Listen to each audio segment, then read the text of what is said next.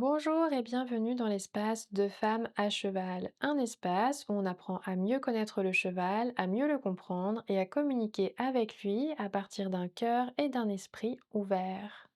Mon nom est Laure Souquet et aujourd'hui j'ai envie de te préciser ce que j'entends par le mot intuitif quand je parle d'une approche intuitive du cheval, d'une équitation intuitive ou d'une communication intuitive avec le cheval.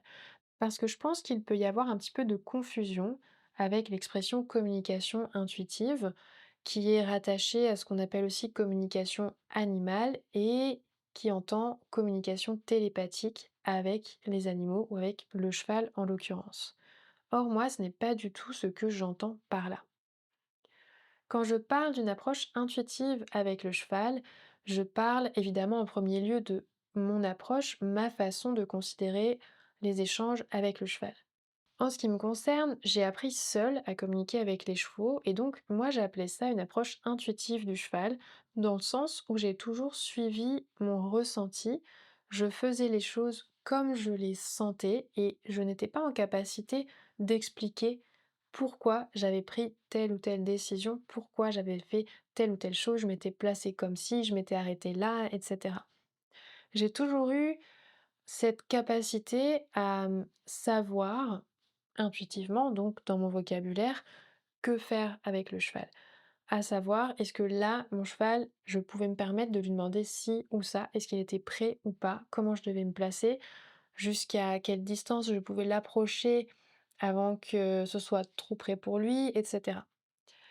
Et du coup, quand j'ai commencé à transmettre ça, à travers des stages, notamment en présentiel, eh bien, très souvent, quand une élève était confrontée à une difficulté, et ça m'arrive encore, j'avais besoin de prendre le cheval, me mettre avec et laisser faire les choses.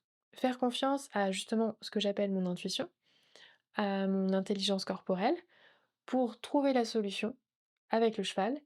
Et ensuite, une fois que j'avais trouvé cette solution, je pouvais revenir vers elle et lui expliquer le pourquoi du comment, en faisant appel à une analyse, en conscientisant ce qui s'était passé et pourquoi j'avais mis en place cette solution. Parce que, évidemment, mon élève me demandait: «Mais du coup, pourquoi as-tu fait ça?»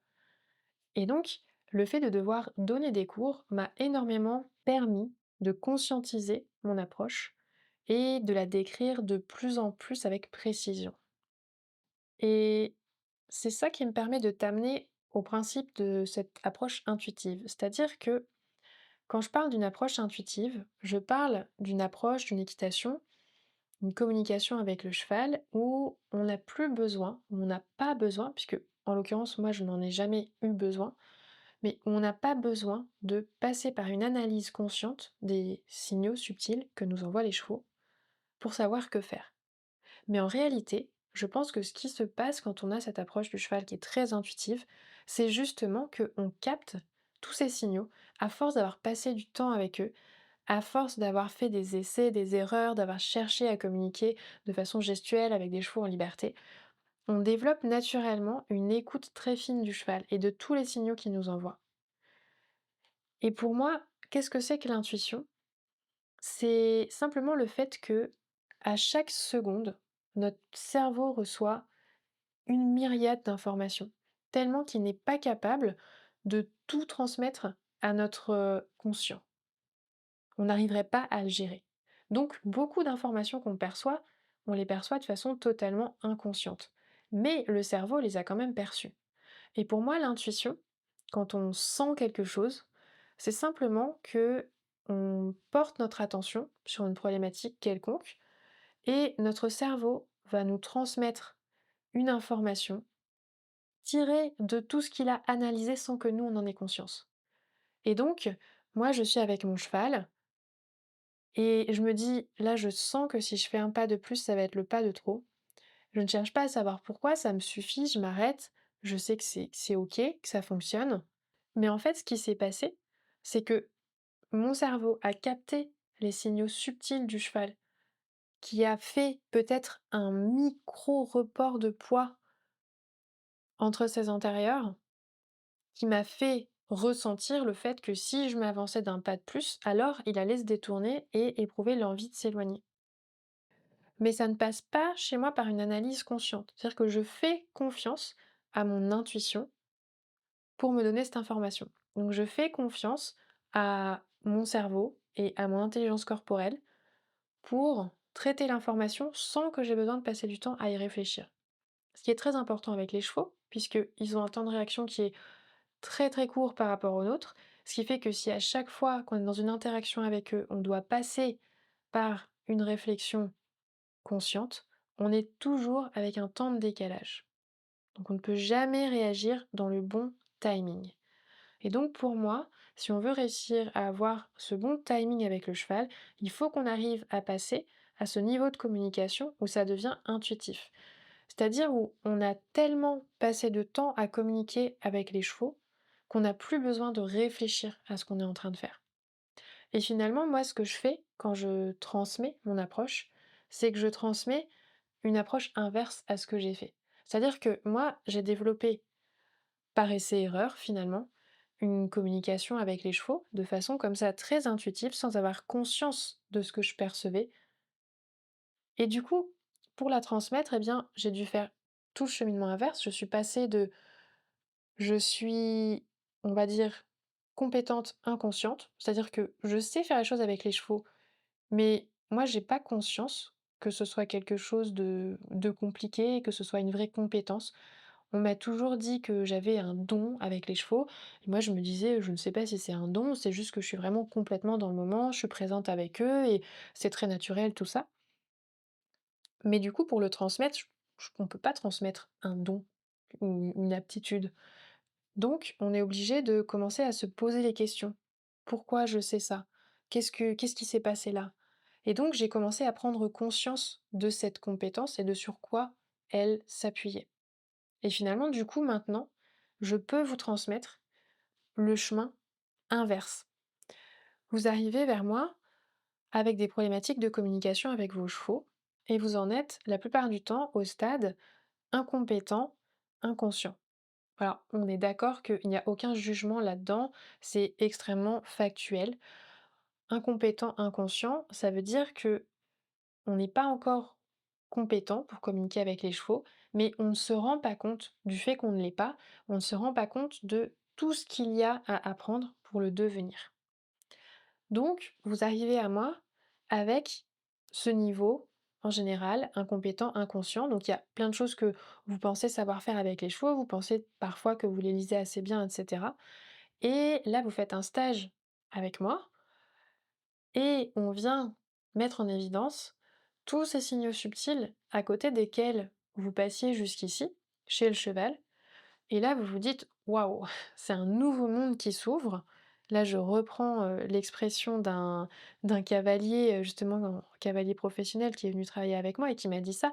Il m'a dit: Ça fait des années que je suis autour des chevaux et pourtant j'ai jamais vu tout ça. On m'a jamais expliqué tout ça dans une séance à pied avec un cheval, dans un échange à pied et là j'ai l'impression que c'est un nouveau monde qui s'ouvre devant moi avec tellement de choses à apprendre».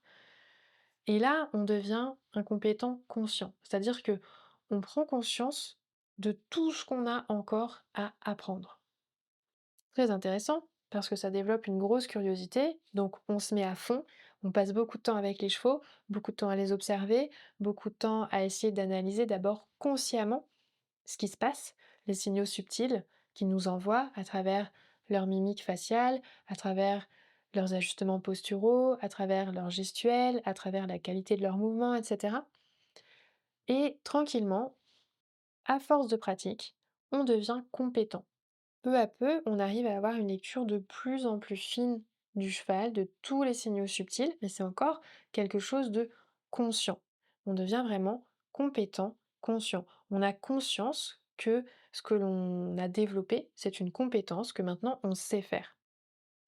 Et puis on continue à pratiquer. Il y a encore quelques années qui passent, ou bien parfois quelques mois, si on suit une formation un petit peu intensive avec beaucoup de pratique. C'est ce que nous explique par exemple Laure qui a fait un podcast récemment avec moi et qui est arrivée chez moi en mois de juillet ne sachant pas du tout lire ses chevaux, étant complètement perdue à leur côté et dans sa recherche avec eux.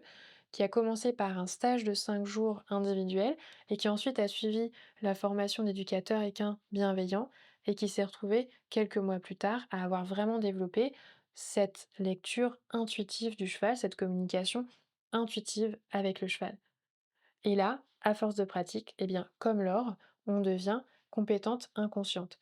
C'est-à-dire que tout d'un coup, on se rend compte qu'on est dans un échange avec un cheval et qu'on sait exactement comment se positionner, quel rythme avoir, quelle demande on peut faire ou pas, quel geste mettre en place, quel timing avoir. Et on n'a plus conscience de tout ce que notre cerveau a analysé pour nous transmettre ces informations-là. Et pour moi, c'est ça, développer une approche intuitive du cheval. C'est mettre en place le cheminement nécessaire pour arriver à cette communication avec le cheval qui n'a plus besoin de passer par une analyse et un raisonnement conscient. C'est ce qui nous permet d'avoir le bon timing, de raccourcir notre temps de réaction, parce qu'on a complètement intégré les signaux subtils du cheval, pas seulement au niveau intellectuel, mais vraiment on les a intégrés aussi dans notre corps. On a réussi à développer sa pleine présence pour être complètement là, complètement dans le moment, complètement dans l'interaction avec le cheval. Parce que pour moi, c'est vraiment ça la clé, c'est la pleine présence. Moi, quand j'ai développé cette communication avec les chevaux, je n'avais que la pleine présence.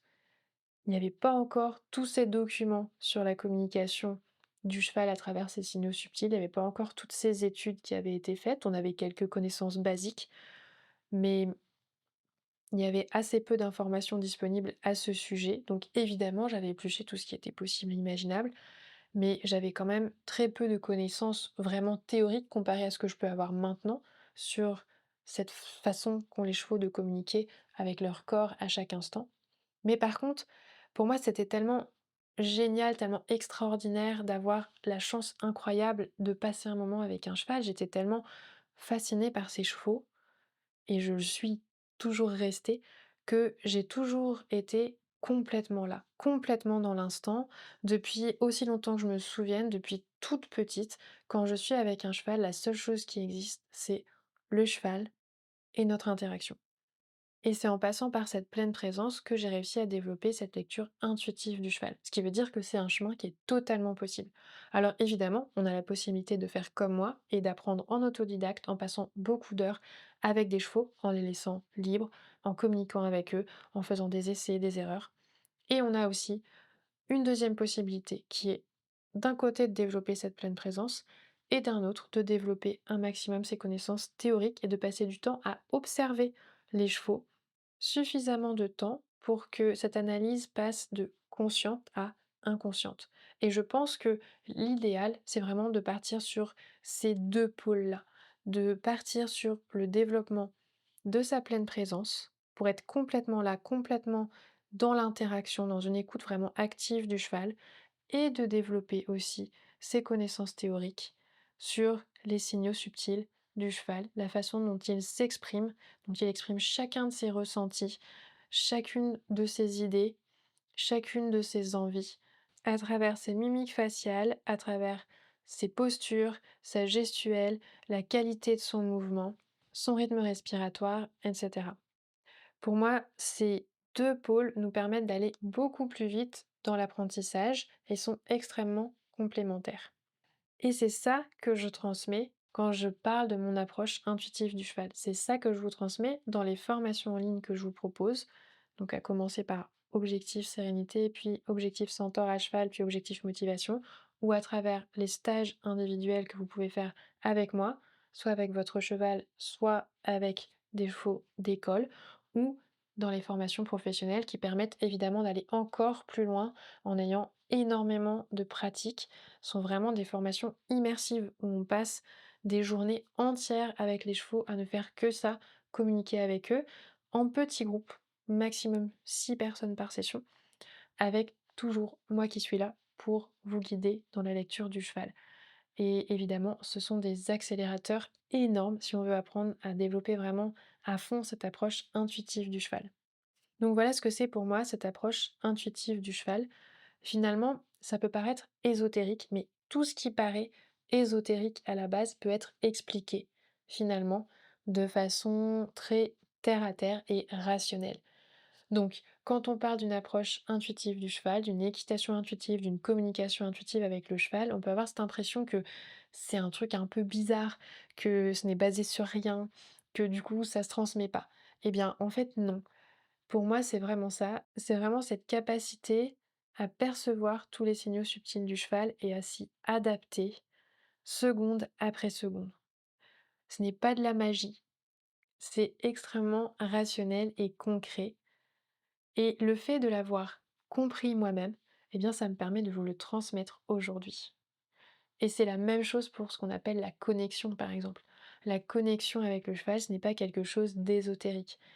La connexion avec le cheval, ça vient aussi de cette qualité d'écoute. C'est vérifier que le cheval est bien avec toi avant de lui faire ta demande, exprimer ta demande clairement dans ta gestuelle, en étant là dans l'attente de voir la réaction de ton cheval et en t'adaptant à chacune des réponses qu'il va te donner. C'est ça la connexion, c'est ça qui crée la connexion avec le cheval. Ça n'a rien d'ésotérique. Et tous ces concepts-là, je trouve qu'ils gagnent autant à être expliqués de façon rationnelle, parce que déjà, ça permet de prendre conscience du fait que c'est transmissible et ça permet de prendre conscience de la façon dont on peut le transmettre. Ensuite, parce que ça rassure l'esprit rationnel, mais il gagne aussi à être expliqué de façon plus ésotérique, dans le sens où ces explications ésotériques, elles donnent à notre esprit des images qui vont nous aider parfois à percevoir des concepts que rationnellement on a un petit peu plus de mal à concevoir. Par exemple, quand je te parle justement de la connexion, si je t'explique que quand tu veux partir en marche à l'épaule avec ton cheval, tu dois être vraiment attentive à sa réponse, à sa posture, etc., l'attendre, être dans son rythme, ça peut être un peu compliqué pour toi si tu passes vraiment à chaque fois par une analyse consciente de attends, est-ce que là il a fait un petit report de poids, etc. Des fois, si je te dis, imagine que ton cheval, il a une bulle d'énergie autour de lui, toi tu as sa bulle d'énergie aussi. Quand vous êtes vraiment proches, vos bulles, elles viennent en communication et ça fait comme deux bulles de savon que tu mets côte à côte. Elles viennent se mettre ensemble et fusionner. Bien, imagine que toi, quand tu pars en avant, tu dois emmener ton cheval avec toi, comme si ta bulle venait tirer sa bulle vers l'avant. Sauf que si tu pars trop vite, qu'est-ce qui se passe si tu écartes rapidement deux bulles de savon l'une de l'autre? Eh bien, elles vont tout simplement exploser. Et donc toi, si tu pars trop vite et que tu n'as pas pris le temps d'attendre ton cheval et de tirer gentiment son énergie avec toi, sa bulle d'énergie, eh bien, vos bulles, elles vont exploser, ton cheval ne va plus se sentir connecté avec toi et tu ne seras plus non plus connecté avec lui. Eh bien, pour certaines personnes, ce type d'explication-là, est beaucoup plus inspirante, les aide beaucoup mieux à comprendre que si je leur dis prête attention à l'attitude de ton cheval, vérifie qu'il est bien attentif à toi, tu avances déjà un premier pas, tu attends pour faire le second que ton cheval ait commencé à se mettre en avant, etc. Puisque là, ça les met énormément dans le mental. C'est pour cette raison que j'aime bien quand même garder ces explications très imagées, puisque je pense qu'il faut être capable de s'adapter à la façon de penser de chaque personne, et certains d'entre nous ont besoin de se représenter les choses en images, alors que d'autres ont besoin de les comprendre intellectuellement et de plus faire attention aux mots qu'on va utiliser. Donc il faut vraiment s'adapter à la façon dont la personne va le mieux se représenter ce qu'on est en train de lui expliquer. Donc, en fonction de la personne avec laquelle je me trouve, eh bien, je vais plutôt parler de ce concept de bulle ou je vais plutôt parler de ce concept d'écoute et je vais vraiment m'adapter en fonction de ce qui va le mieux inspirer mon élève et ce qui va lui permettre le mieux d'utiliser son corps dans le bon sens. Puisque c'est ça l'essentiel, c'est la façon dont on va utiliser notre corps, étant donné que notre communication avec le cheval, elle est essentiellement gestuelle. Donc tu vois, ça n'a rien d'ésotérique, c'est parfaitement rationnel, comme la plupart des concepts ésotériques peuvent être rationalisés, peuvent être expliqués de façon très concrète, et bien celui-ci pour moi est très concret. Ce que j'appelle une approche, une équitation ou une communication intuitive avec le cheval, c'est vraiment cette capacité qu'on développe à pouvoir communiquer avec eux. J'espère que cet épisode t'aura intéressé, qu'il t'aura permis de mieux comprendre mon approche. Si c'est le cas, pense à lui mettre 5 étoiles, à le partager autour de toi et à me faire savoir qu'il t'a inspiré à travers un message, un commentaire, un retour, comme tu le voudras. On se retrouve très bientôt pour un nouvel épisode pour t'apprendre à mieux communiquer avec ton cheval, à mieux le comprendre et à développer avec lui une plus belle relation.